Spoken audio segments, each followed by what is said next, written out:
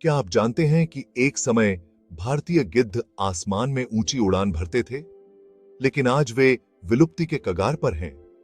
भारतीय गिद्ध सिर्फ हमारे इकोसिस्टम का हिस्सा नहीं थे, बल्कि उन्होंने हमारी धरती को स्वच्छ और सुरक्षित बनाने में महत्वपूर्ण भूमिका निभाई।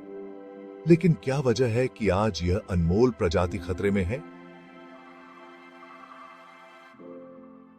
जानते हैं इस वीडियो में। आप देख रहे हैं क्यूरियोसिटी कॉर्नर, जहां हम इतिहास, विज्ञान और प्रकृति के रहस्यों को खोजते हैं। अगर आप भी हमारे साथ इन गहराइयों में उतरना चाहते हैं, तो चैनल को सब्सक्राइब करें और इस सफर में हमारा साथ दें।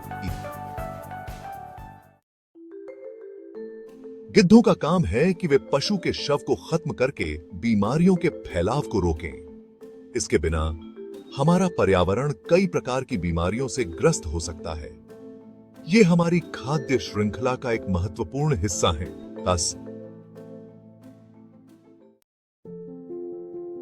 भारत में गिद्धों की प्रमुख प्रजातियों में सफेद पीठ वाला गिद्ध, लंबी चोंच वाला गिद्ध और हिमालयी गिद्ध शामिल हैं। डायक्लोफेनाक दवा का प्रभाव। 1990 के दशक में एक दवा डायक्लोफेनाक का पशुओं में उपयोग शुरू हुआ। पशु मृत्यु के बाद जब गिद्ध उनके शव खाते थे, तो इस दवा के प्रभाव से उनके गुर्दे काम करना बंद कर देते थे। इससे गिद्धों की मृत्यु दर बढ़ गई। अन्य कारक शिकार, बिजली के तारों से टकराने से होने वाली दुर्घटनाएं और उनके प्राकृतिक आवास का विनाश भी गिद्धों की घटती संख्या के मुख्य कारणों में शामिल हैं। संख्यात्मक डेटा से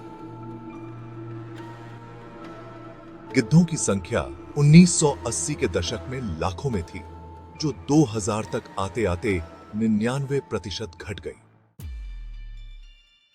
बीमारियों का फैलाव। गिद्धों की घटती संख्या से मृत पशुओं के शव खुले में पड़े रह जाते हैं, जिससे कई खतरनाक बीमारियों का फैलाव होता है, जैसे कि एंथ्रेक्स और रेबीज। पर्यावरणीय असंतुलन। गिद्धों की अनुपस्थिति में कुत्तों और चूहों की संख्या में वृद्धि हुई है, जिससे खाद्य श्रृंखला में असंतुलन आ गया है। सांस्कृतिक और धार्मिक महत्व। गहराई।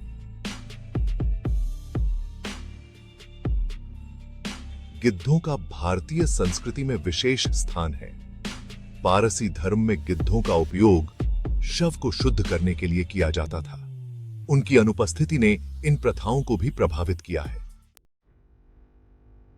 डायक्लोफेनाक पर प्रतिबंध।